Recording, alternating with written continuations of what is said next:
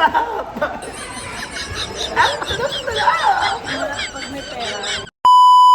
Hi everyone! Today's video we are here in KFC, so we're going to taste honest review about their foods.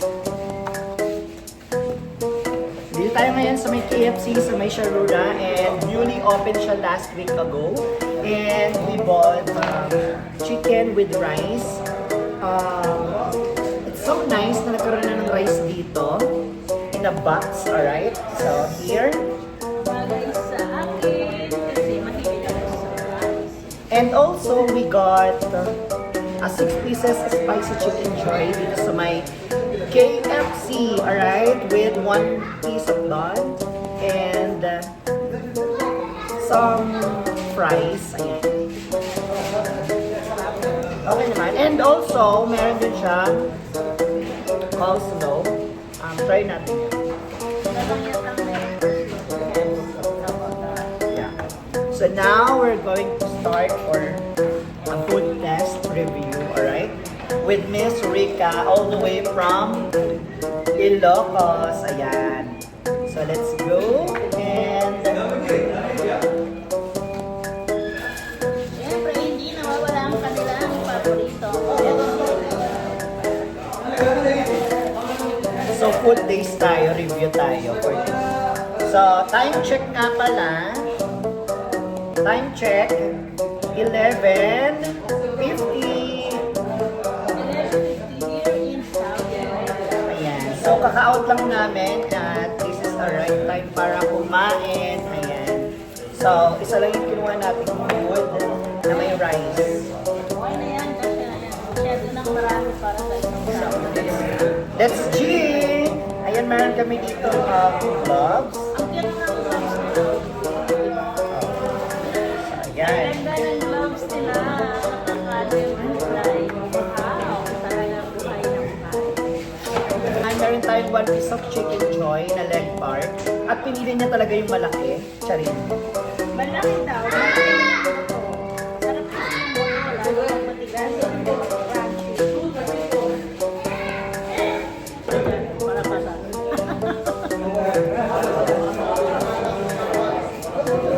That's so nice. Maganda yung area. Maganda yung lugar, malinis. Maliit lang siya pero the best. And mabenta, marami kasi first time din magkaroon ng kilalang pagkain dito. Ayan. Bukod sa McDonald's, meron na siyang KFC. So first time lang dito na magkaroon ng ganitong mga restaurant na kilala. And besides, way back 3 years ago, wala talagang mga restaurant dito.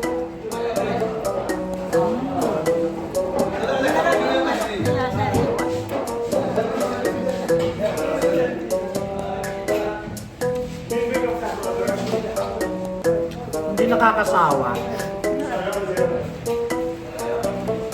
Kasi yung mga pagkain dito talaga, usually, broasted, ibig sabihin mga fried chicken.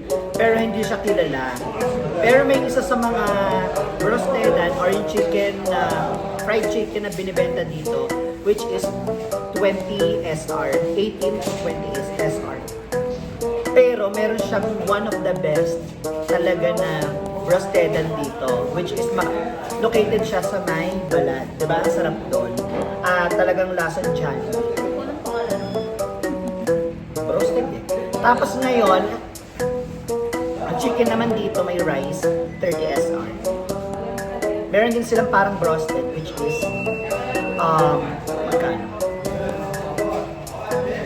By bucket sila. So, 70, 80, 100. As yung kanin naman, 11 SR, with chicken na siya 2 piece. Tapos, yung parang roasted dito, which is 4 pieces, nasa 25, parang gano'n. Sulit, the best. Sarap. Courtesy of Miss Rika. Salamat sa libre. Hindi Tsaka pumayat na tayo in fairness. Ayan, thank you so much. Ayan. Pataba ulit. Hindi ko pwede magpataba ulit. So, napapayat talaga tayo para makakain tayo ng mas masarap. Marami. At marami. 1 meal a day lang tayo every day. Sinasamahan natin siya ng konting exercise every morning bago pumasok. Tapos kain-kain lang ng mga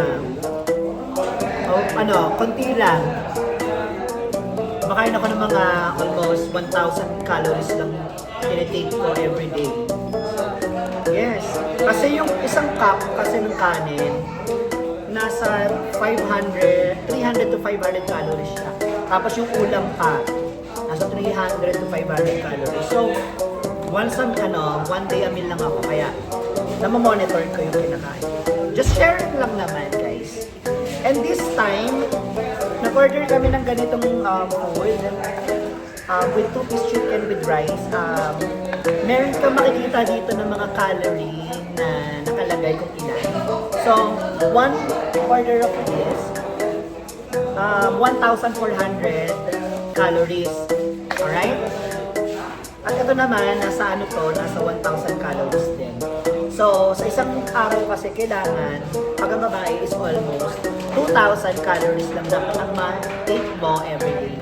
So, pag lalaki, 2,500 calories para ma-maintain mo lang yung body mo para mag-burn ka din ng fat. Alright? Body fat. So, ayun lang. Hindi ako tumataas ng ganun kataas na. Kasi nakita ko na kasi yung mga result. Ang hirap kasi maglakad. Ang hirap na. Karing lang. Mamaya siya. Ako kakain na. Thank you so much po. Lumbas na nga yung clavicle ko. At ilang buwan na din ako hindi umiinom ng soft drink. Actually, hindi ng buwan. Matagal na ako hindi talaga umiinom ng mga drinks na soft drinks.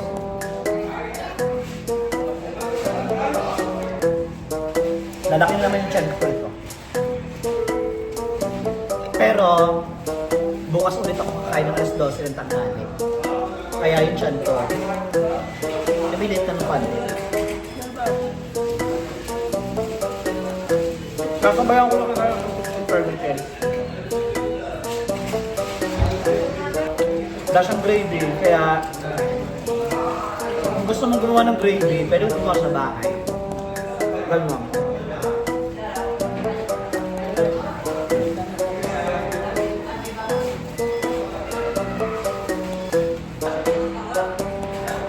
Sarap ang cost nila.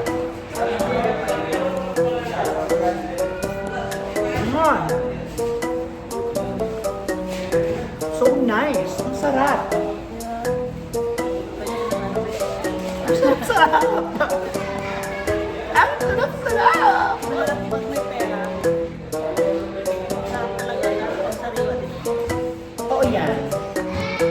Pag may pera, masarap. May pambili ka. Yes. Pero okay yung manok. Super siyate yung ginawa.